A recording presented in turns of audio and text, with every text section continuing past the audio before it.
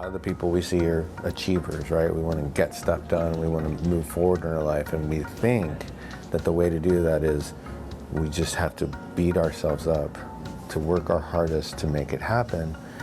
But in reality, what I've learned, the wisdom is when we allow, accept, surrender to things happening and we attract what we want to happen, that's when the flow starts, right? And we are human beings, not human doers, although we confuse that a lot.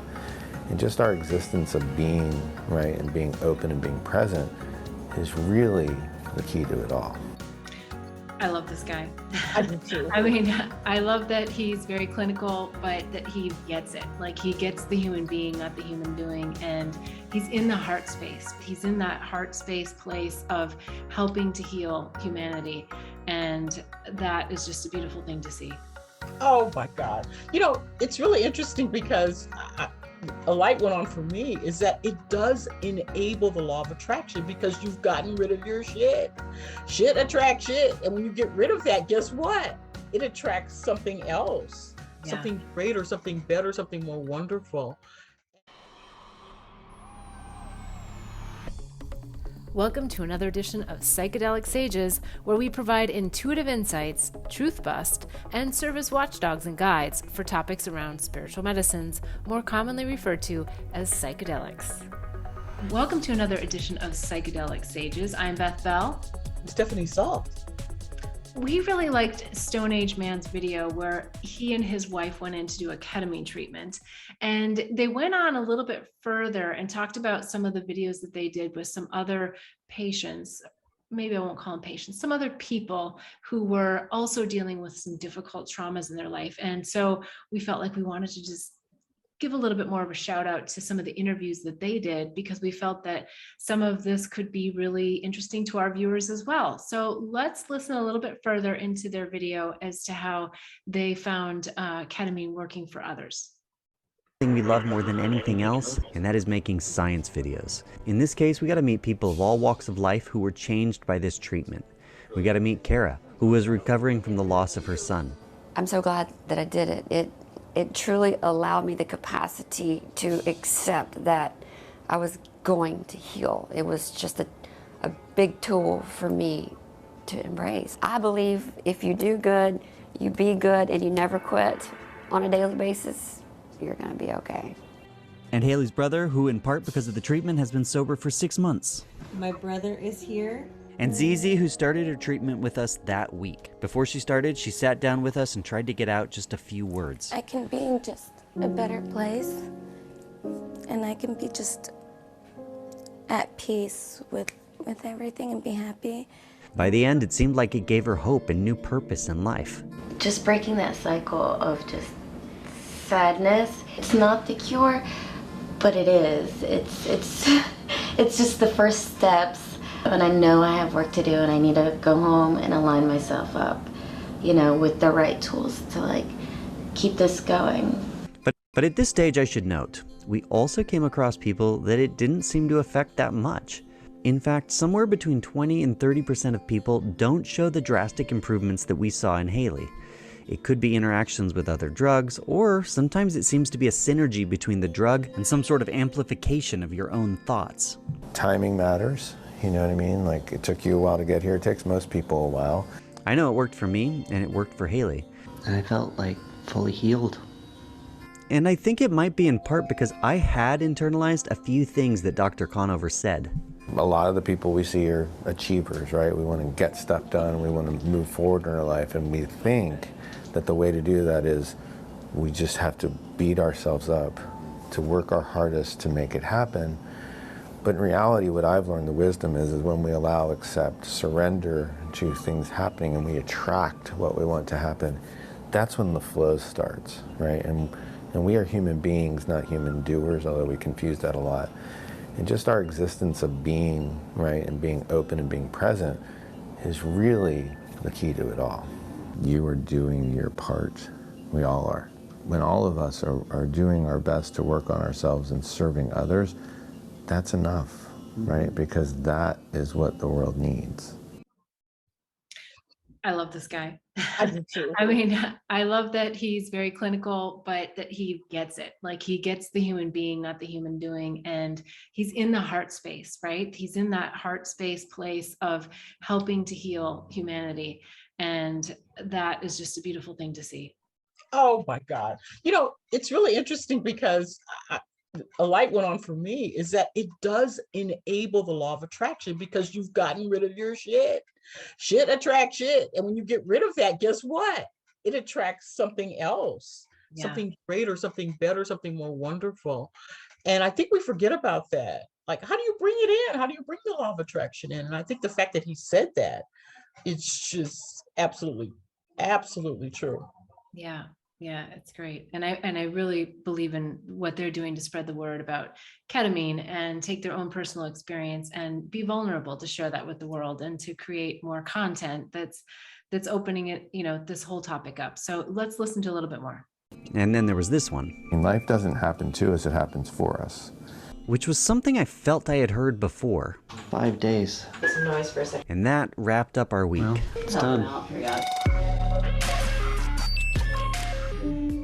It's been 2 weeks now, and I wanted to see how this ketamine NAD treatment actually worked for me, so I have some updates. And I realized we didn't talk about how this works. It's actually binding to the NDMA receptor, which is flooding your system with glutamate. And if you don't know your brain science, that's okay. What you really need to know is the input of glutamate helps build and strengthen synapses. So that's where all your memories form. So it's working on that system, which is kind of cool. Now, one of the things I was most curious about is, am I going to not feel so foggy? Because right afterwards, there's definitely a fog hanging over you. You're thinking a little bit slower. I feel like maybe this won't be helpful to do right afterwards. But I can say that went away. After about 3 days, completely gone. Now I feel a little bit quicker, a little bit smarter. So that's actually a really good thing. The NAD, however, definitely worked. I swam faster in the pool. I felt like I could go forever. And the colors around me were much more vivid and bright. And I definitely broke a habit. I was looking at my phone all the time to see if new messages were coming in when none had even popped in. And in this case, every day when I had the treatment, I really forgot to check my phone, which was kind of cool.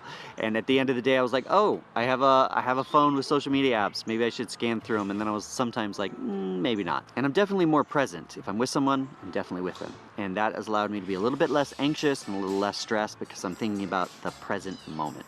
So what's the take home? Well, I would say, first of all, if you can relate to Haley's story and you have treatment-resistant depression and all of what she said really rang true, you're doing all the hard work, but for some reason something doesn't seem to be clicking, then this treatment could very well be the thing that helps you get to that point where you feel it, like in your heart, deep down inside of you.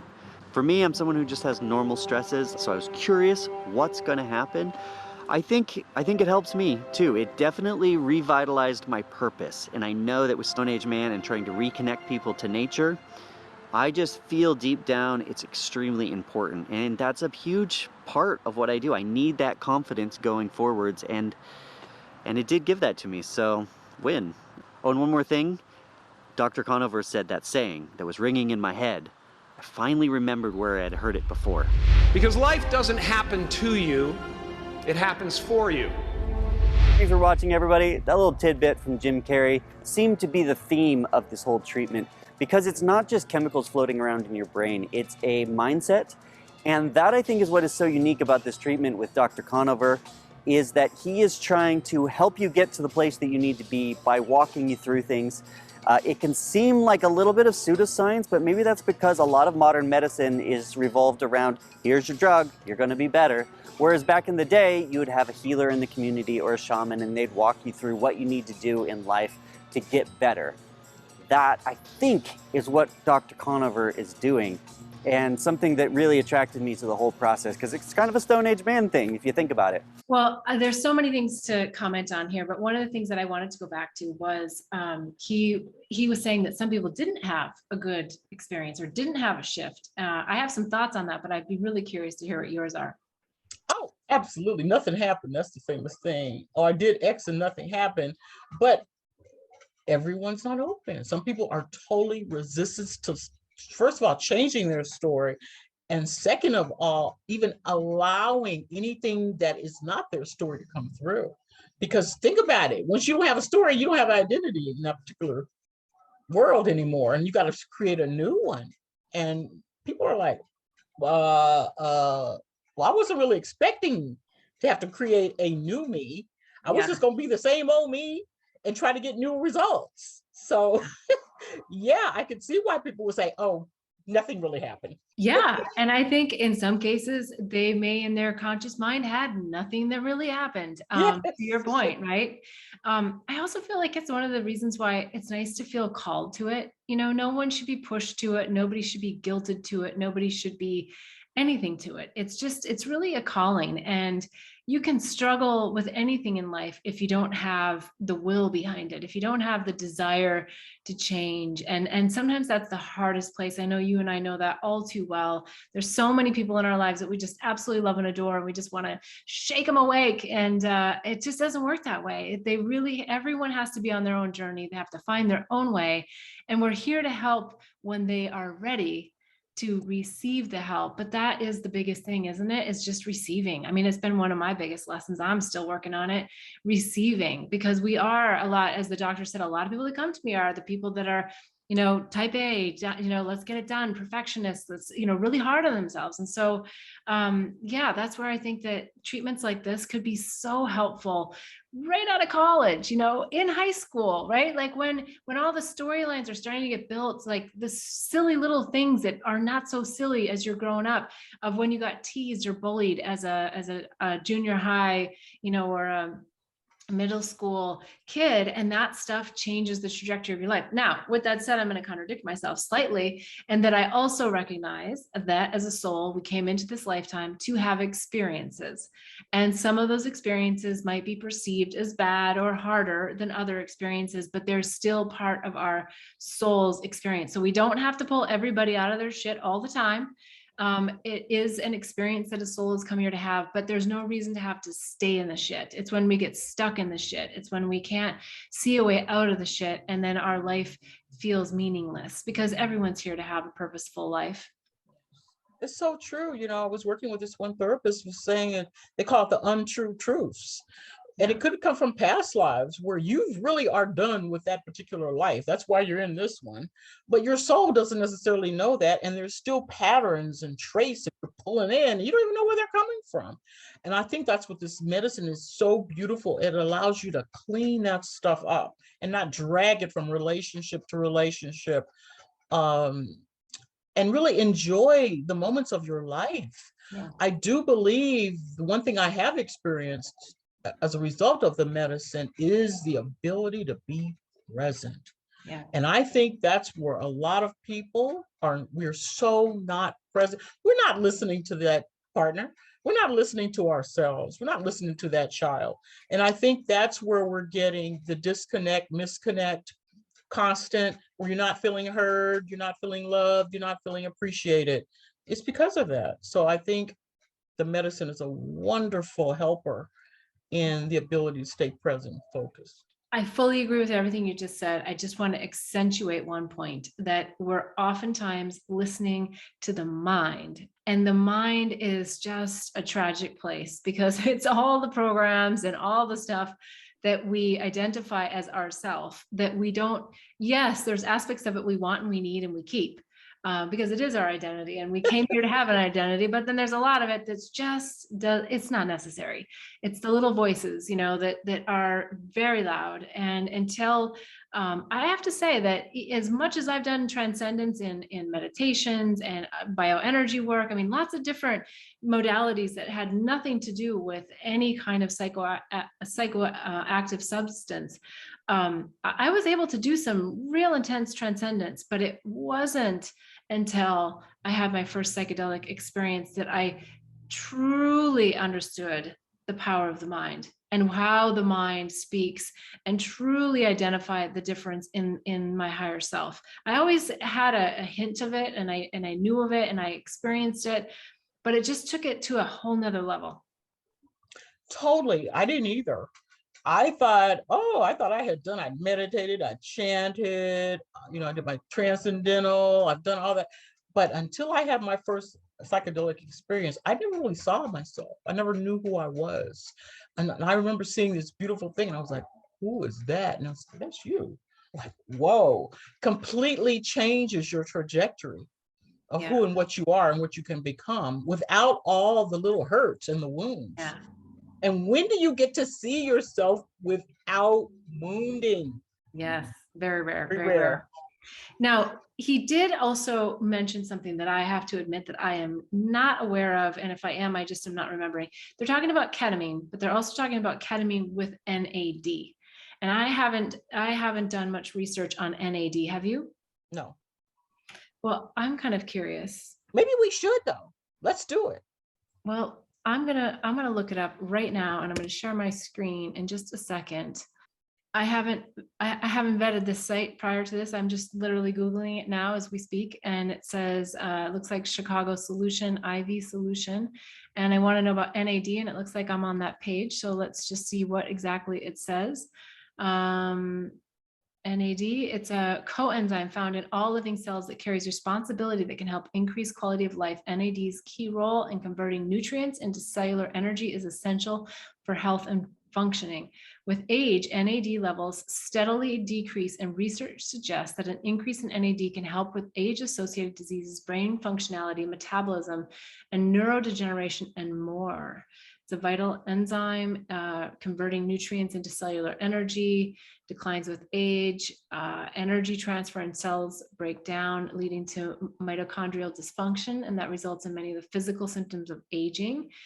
Is important in regulating your circadian rhythms and hence sleep cycle, and fuels the activity of sirtuins. I don't know. These are proteins which induce the formation of new mitochondria and keeps them running smoothly, enhance cell survival and various stressful conditions, and moreover promote the growth of neurons. They are also linked to longevity.